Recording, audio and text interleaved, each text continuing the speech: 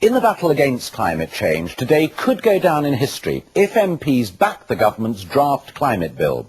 Here on ITV News, we have reported the impact of global warming from the four corners of the Earth, caused, most scientists agree, by greenhouse gases. Today's bill promises to cut Britain's by 60% of 1990 levels by the year 2050. Our chief political correspondent, Daisy McAndrew, reports. The warning signs on pollution and global warming have been there for all to see for some time.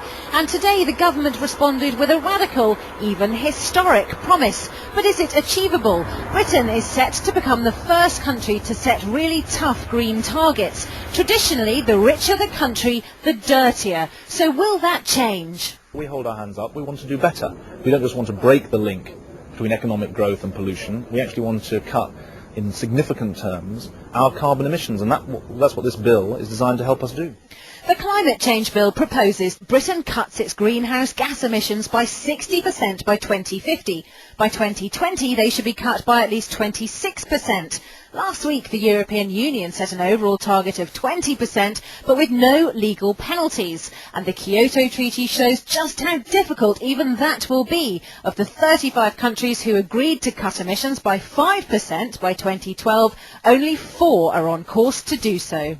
So it looks like a tall order from the government. They say the targets are legally binding, so if they fail, ministers could end up being taken to court. But hitting the targets and keeping them out of the dock won't be easy. The long-term goal to reduce carbon by 60% in 2050 will require a fundamental change in the way in which we all live our lives.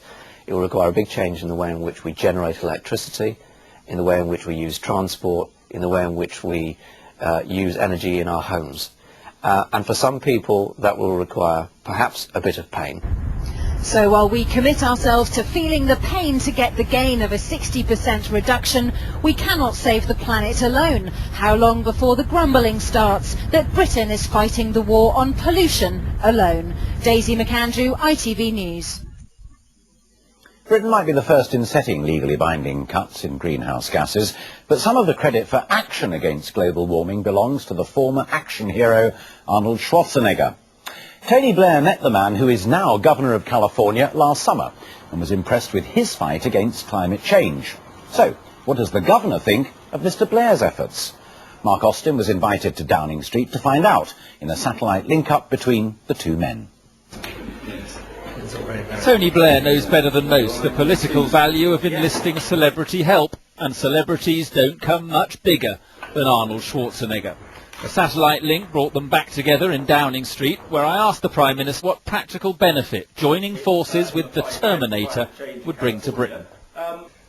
Well, I was over in California last year when Governor Schwarzenegger did his groundbreaking bill in California, which was the first time they'd set targets for the reduction of greenhouse gas emissions.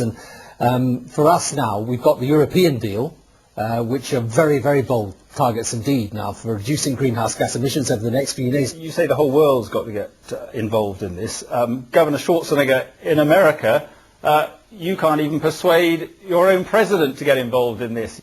Well, in America it works sometimes a little differently because it's such a huge country that a lot of great ideas come from the local level or from a grassroots operation. We all have to work together and reach out and do that, and also at the same time to fight global warming, which is very, very important because inaction in the end will cost us hundreds of billions of dollars. So it's better to have create the action, and I think that Prime Minister Blair is in that case the action hero because he's inspiring the world the way he's going about it.